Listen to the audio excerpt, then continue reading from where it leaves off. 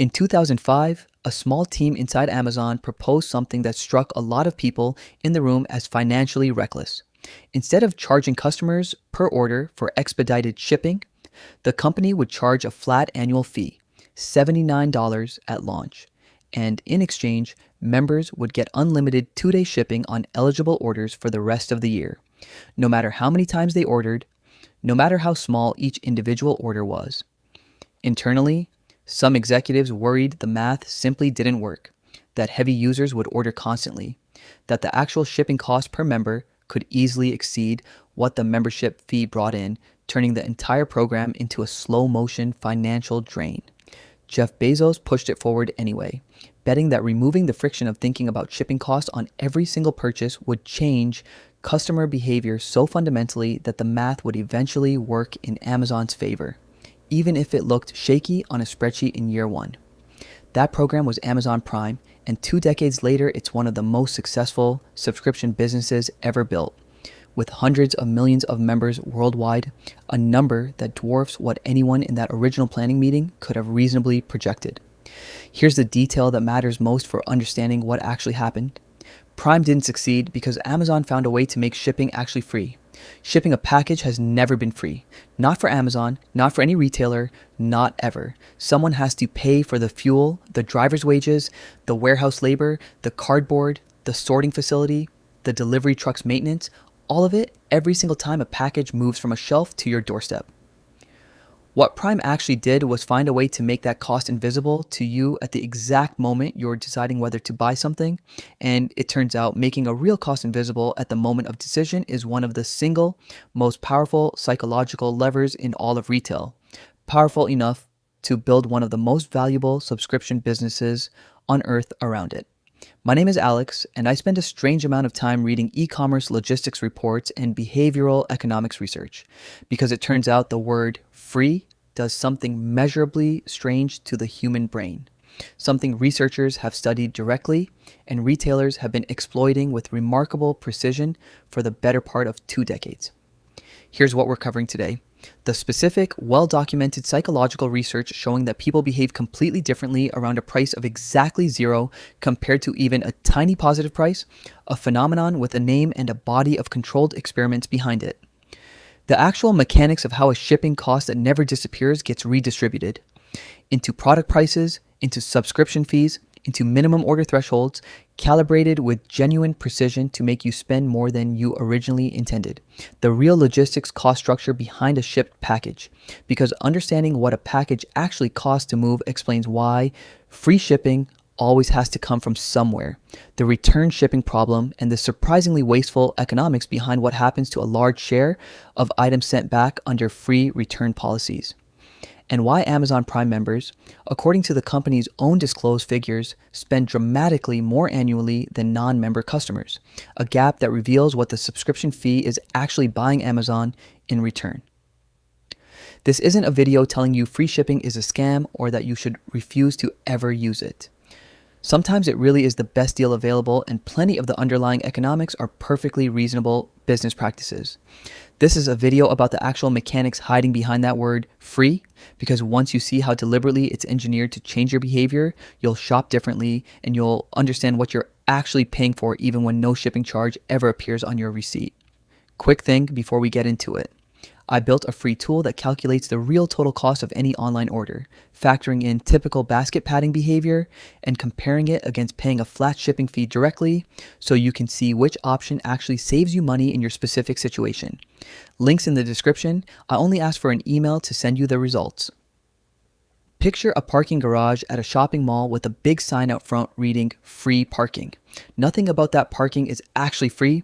The mall pays real money to build and maintain that garage, lighting, security, structural upkeep, snow removal in the winter, and every dollar of that cost gets baked into the rent charge to every store inside the mall, which gets baked into the price of every single thing sold in every one of those stores, whether or not any specific customer ever parks a car there at all. You're not avoiding the cost of the garage by walking in with cash instead of driving. You're paying for it every time you buy anything inside, spread invisibly across the price of a sweater or a coffee in an amount small enough per transaction that you never notice it, but real enough in aggregate that it fully covers the garage's operating costs. Free shipping works on the exact same redistribution logic. The cost of moving your package never disappears, it just gets rerouted into a slightly higher product price, into a membership fee, into a minimum order threshold, nudging you to buy one more thing, spread across enough transactions that no single instance feels like a direct shipping charge, even though, in aggregate, you and every other customer are covering the exact same real cost the mall's parking garage represents. Let's talk about why the word free produces such a disproportionate effect on behavior. Because this isn't just an assumption, it's been demonstrated in controlled research with remarkably striking results. Behavioral economist Dan Ariely ran an experiment, now widely cited in consumer psychology research, offering people a choice between a premium Lindt truffle for 26 cents and a Hershey's Kiss for 1 cent. A straightforward, small price gap that produced a fairly balanced split between the two options, with a solid majority still choosing the higher quality truffle even at the higher price. Then Ariely dropped both prices by exactly 1 cent, making the truffle 25 cents and the Kiss completely free. The actual price difference between the two options hadn't changed at all. It was still 25 cents either way, but the moment the Kiss became free rather than costing 1 cent, demand for it surged dramatically, with the overwhelming majority of people switching away from the objectively better truffle purely to get the free item. Even though, by any rational calculation weighing quality against price, nothing about the actual value comparison between the two options had shifted even slightly. Ariely and other researchers have termed this the zero price effect, the finding that people treat the transition from any positive price down to exactly zero as categorically different from an equivalent sized price change anywhere else on the scale, triggering a surge in demand disproportionate to the actual dollar amount involved. This matters enormously for understanding shipping in particular, because it means a retailer doesn't need to make shipping meaningfully cheaper to dramatically change your behavior, they just need to make it exactly zero. A shipping fee of $1 and a shipping fee of $0 represent a trivial difference in actual cost to you, but a massive difference in how your brain processes the decision to buy. The same effect Ariely's chocolate demonstrated. Retailers who understand this precisely don't need to compete on the lowest possible shipping cost. They need to cross the specific threshold down to zero, because that threshold, and not the actual dollar amount saved, is where the disproportionate behavioral shift happens. Let's talk about how the redistributed cost actually gets structured in practice, because there are really three main mechanisms retailers use, and understanding each one changes how you evaluate a free shipping offer. The first is baking the cost directly into product prices across the board. A strategy many large retailers use openly, where the advertised price of every item already includes an amount calculated to cover average shipping costs across the retailer's entire customer base, meaning every customer pays a small shipping premium on every item regardless of whether they personally order frequently or rarely. The second is a subscription model Amazon Prime pioneered, where a flat annual or monthly fee covers unlimited shipping, which only becomes a real bargain for customers who order frequently enough that the per order value of skipping a shipping fee exceeds what they're paying for the membership itself. While infrequent shoppers who sign up anyway are effectively subsidizing the heavy users through fees that never get fully offset by their own actual shipping usage. The third is the minimum order threshold. Free shipping on orders over $35, a mechanism worth examining in real detail because the psychology behind the specific dollar figure chosen is considerably more calculated than it first appears. Retailers setting a free shipping threshold don't pick that number randomly. They typically calculate it based on their own data on average cart size, then set the threshold modestly above that average, close enough that a large share of shoppers whose cart currently sits just below the line will add one more item purely to cross it, but not so far above average cart size that reaching it feels impossible or not worth the effort. This produces a predictable, well-documented shift in shopping behavior, sometimes referred to in retail analytics as threshold-driven basket inflation, where a shopper who genuinely intended to buy a $15 item ends up adding a second, unplanned item just to reach a $35 threshold, motivated not by wanting the second item for its own sake, but by wanting to avoid the specific, disproportionately unpleasant feeling of paying a shipping fee that the zero price effect has trained them to want to avoid at almost any cost. The retailer profits twice here, once from selling the additional item the customer wouldn't otherwise have bought, and again by not actually paying full shipping costs anyway, since the additional item's margin frequently covers the shipping cost the retailer is nominally waiving. Let's talk about the actual logistics cost structure behind a shipped package, because this is the part that makes clear the cost never actually goes away, regardless of which of the three mechanisms above is used to obscure it from the customer. The cost of moving a package from a warehouse to a customer's door breaks down into several components: transportation from the fulfillment center to a regional sorting hub, sorting and handling labor, the final delivery leg from a local depot to the specific address, commonly called last mile delivery, and packaging materials. Industry logistics analysis has consistently identified last mile delivery as the single most expensive component of this entire chain, frequently representing more than half of total shipping costs for a typical package, because it involves a least efficient part of the process, a single driver making a single stop for a single package, compared to the highly optimized, high volume transportation that moves thousands of packages simultaneously between major hubs. This is why shipping costs scale so poorly for smaller, more remote deliveries, and why retailers offering free shipping calibrate their thresholds and subscription pricing around absorbing this specific cost structure rather than some flat, simplified average that doesn't reflect how disproportionately expensive that final mile actually is. Now, let's talk about returns, because free shipping increasingly comes paired with free return shipping, and the economics here reveal something most customers never think about at all.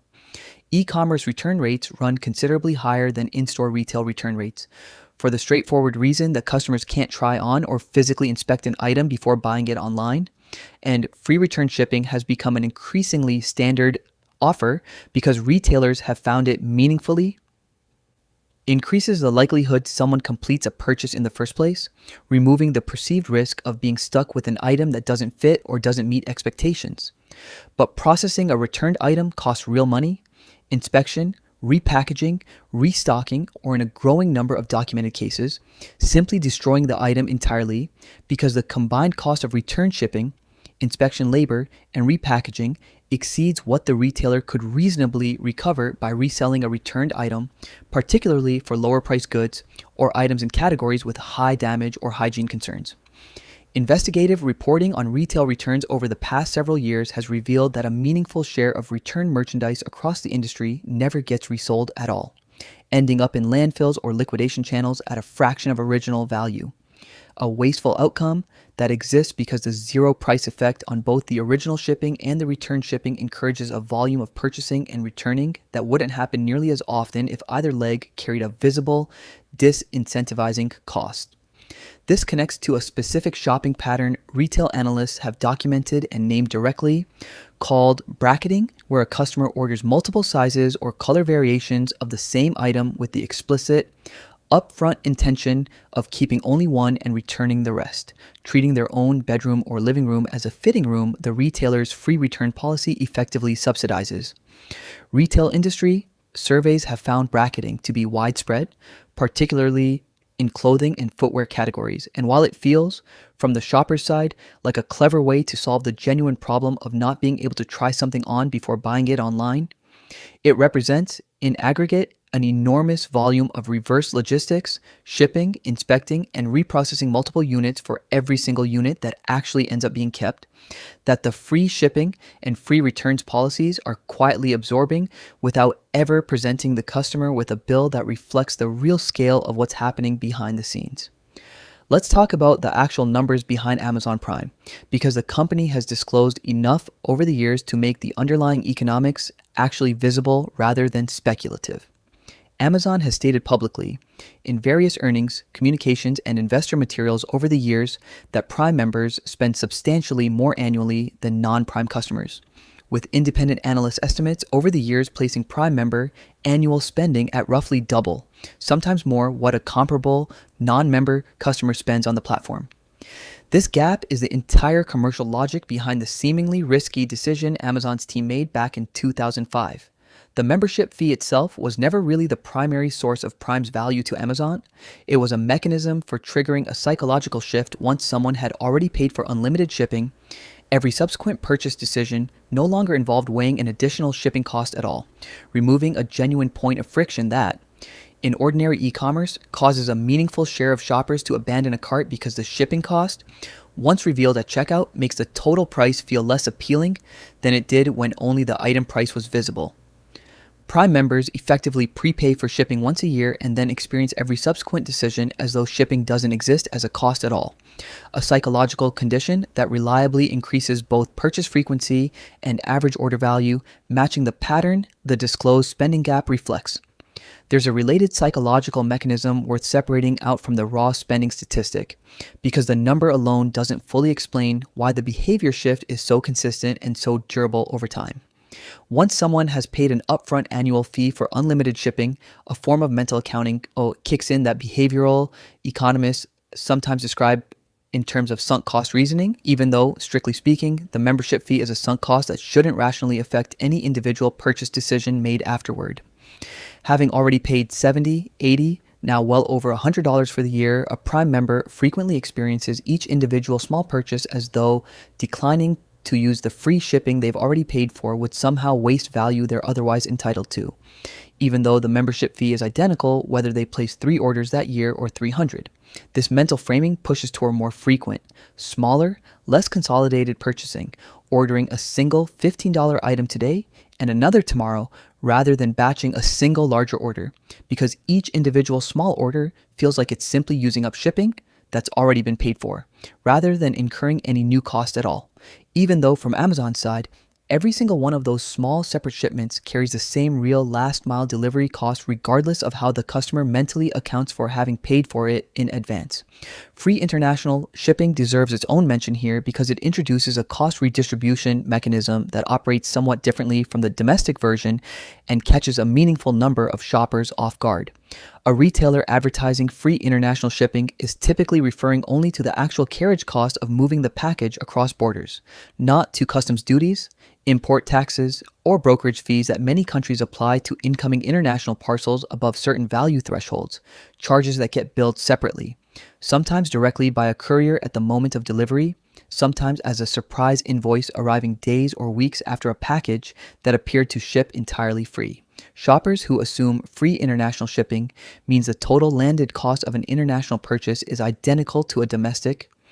One are frequently surprised after the fact by duty charges that can add a meaningful percentage to the item's original price, a cost the retailer's marketing never claimed to cover in the first place, but one that the word free in the checkout messaging does very little to prepare a first-time international shopper to anticipate. Let me walk through a concrete scenario because seeing how basket padding behavior actually plays out for a real shopper makes the mechanism far more visible than discussing it abstractly. A woman we'll call Denise needs a phone charging cable priced at $9 on a retailer's website and notices a banner indicating free shipping kicks in at $35, with a running total showing she's $26 away from qualifying.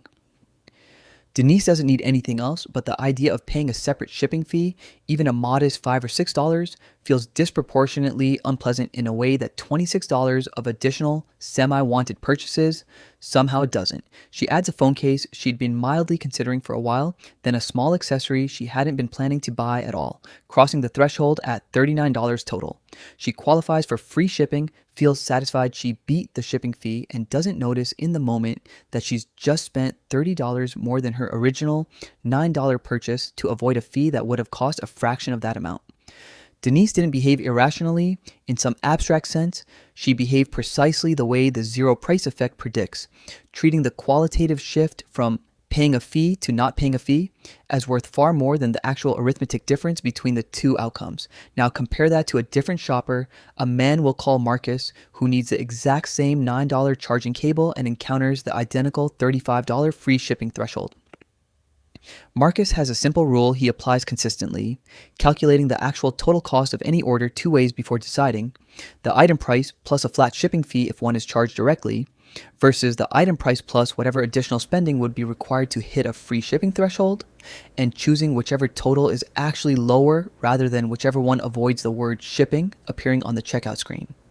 In this case, paying the $5 direct shipping fee for his $9 cable, a total of $14, beats padding his cart to $35 by a wide margin. So he pays the shipping fee directly and completes his purchase for $14 total, walking away having spent $25 less than Denise for functionally the same shopping trip, purely because he evaluated the actual total rather than optimizing for avoiding a specific psychologically loaded word on the checkout page. There's a third perspective worth adding from someone who manages pricing strategy for a small e-commerce business rather than from either type of shopper. A woman we'll call Yolanda runs pricing and fulfillment for a mid-sized online retailer selling home goods, and she's been candid in industry interviews about how deliberately her company calibrates its own free shipping threshold. She described running the analysis on average cart size internally, finding it sat around $28, and deliberately setting the free shipping threshold at $39 rather than at or just above the actual average, because internal testing showed a threshold roughly 40% above the current average. Cart size maximized the rate of customers adding an extra item without pushing the target so high that shoppers simply gave up and accepted a direct shipping charge instead. She noted candidly that the company's own shipping costs were fully baked into this calculation from the start. The threshold wasn't chosen to be generous or customer friendly in any charitable sense. It was chosen through the same rigorous margin analysis that goes into every other pricing decision the company makes, treating the psychological pull of free shipping as simply another lever to optimize average order value, no different in principle from any other promotional mechanism in the company's toolkit. Yolanda also noted that her company tracked a specific internal metric, incremental margin captured through threshold-driven basket additions minus the actual shipping cost being waived, and that this figure consistently ran positive across nearly every product category the company sold, meaning the free shipping threshold wasn't simply breaking even on shipping costs, it was functioning as a genuine, reliable profit center in its own right. A detail she said rarely comes up when customers ask her, usually half joking, whether the company is losing money by offering free shipping at all. Let's talk about why this entire system persists and continues to expand across nearly the whole e-commerce industry rather than customers simply learning to see through it and demanding transparent, itemized shipping costs instead. Part of the answer is that the zero price effect appears to operate below the level of conscious deliberation for most people. Ariely's own research and the substantial body of work that followed it suggests this isn't primarily a matter of insufficient financial literacy or inattentiveness. It's a fast, largely automatic response that happens before slower, more deliberate reasoning has a chance to intervene, similar in character to several of the other pricing psychology mechanisms covered in other discussions of retail behavior. Retailers aren't exploiting a knowledge gap that better consumer education would fully close. They're exploiting a fast, difficult to override cognitive response that operates on nearly everyone to some degree, which is why the practice has remained effective and widespread for 2 decades despite extensive public discussion, including in mainstream personal finance content, of how the mechanism actually works. There's a small piece of e-commerce history worth including here because it shows how deliberately the industry built an entire manufactured shopping event around this exact psychological lever. In the late 2000s, a coalition of online retailers created something called Free Shipping Day, a specific date in mid-December positioned as a final shipping deadline for holiday orders to arrive before Christmas, marketed heavily around the promise of free shipping with guaranteed delivery. The event was explicitly designed to compete with existing shopping holidays like Black Friday and Cyber Monday, but built around a completely different psychological hook. Rather than discounting the item price, participating retailers simply removed the shipping cost entirely for one concentrated shopping window, banking on the zero price effect to drive a comparable spike in purchasing to what a percentage off sale might otherwise achieve. The fact that an entire manufactured retail holiday could be built around removing a single cost category with no discount on the underlying merchandise at all and still reliably drive a meaningful spike in year-end sales volume says something significant about how much psychological weight the word free carries in a shipping context compared to an equivalent dollar amount saved through any other kind of discount. Here's a 6-part protocol worth applying whenever you're deciding how to handle a shipping cost or a free shipping offer online. Rule 1. Before adding an extra item purely to hit a free shipping threshold, calculate the actual total cost both ways. The direct shipping fee plus your original intended purchase versus your original purchase plus whatever you'd need to add to qualify for free shipping, and choose whichever total is genuinely lower rather than defaulting to whichever option avoids a visible shipping charge. Rule 2. If you find yourself repeatedly padding cart to hit free shipping thresholds across many separate shopping trips, Consider whether a paid membership program like Prime or a retailer-specific subscription would actually cost less over a year than the cumulative extra spending from threshold chasing. Because for truly frequent shoppers, the subscription math often does work out favorably, which is exactly why these programs succeed at scale. Rule 3. Be honest with yourself about whether an item you're adding to reach a free shipping threshold is something you actually wanted or something you're purchasing purely to avoid the specific discomfort of paying a shipping fee. Because the second pattern, repeated often enough, typically costs considerably more over time than simply paying shipping fees directly would have. Rule 4. Understand that free returns carry the exact same underlying cost redistribution logic as free shipping, and a habit of overordering multiple sizes or variations with the intention of returning most of them, while individually convenient, contributes to a return processing economy that frequently ends in waste rather than resale, an environmental and economic cost that exists because the visible price of returning something has been set to zero. Rule 5. When comparing prices across retailers for the same item, always compare total landed cost, item price, plus any shipping fee or necessary basket padding, rather than comparing sticker prices in isolation. Because a retailer with a slightly higher item price and no threshold on its free shipping at all can easily beat a retailer with a lower item price and a high minimum threshold. And the sticker price alone won't tell you which is actually cheaper. Rule 6. Remember that the psychological discomfort of paying a small visible shipping fee is not proportional to its actual financial impact, and treat that specific feeling as a signal worth questioning rather than automatically acting on, because the entire zero price effect depends on you trusting that feeling instead of pausing to run the actual numbers. One reframe matters more than the rest here. Free shipping has never been free, not once, not from a single retailer, at any point in the history of e-commerce. The cost of moving a physical object from a warehouse to your door is real, unavoidable, and has to be paid by someone, and every mechanism covered in this video, baked in pricing, subscription fees, minimum thresholds, exists specifically to answer the same question. How do we make sure the customer pays this real, unavoidable cost without ever consciously feeling like they're paying a shipping fee at all? The word free isn't describing the actual economics of the transaction, it's describing a deliberately engineered psychological experience layered on top of economics that remain just as real as they have always been, and the retailers who've mastered this distinction most completely are, not coincidentally, some of the largest and most successful companies in the entire history of commerce. The $79 bet Amazon's team made back in 2005 wasn't really a bet that shipping could somehow become free.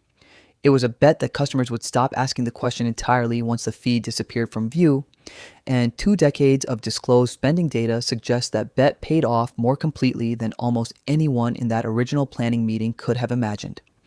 3 takeaways. 1.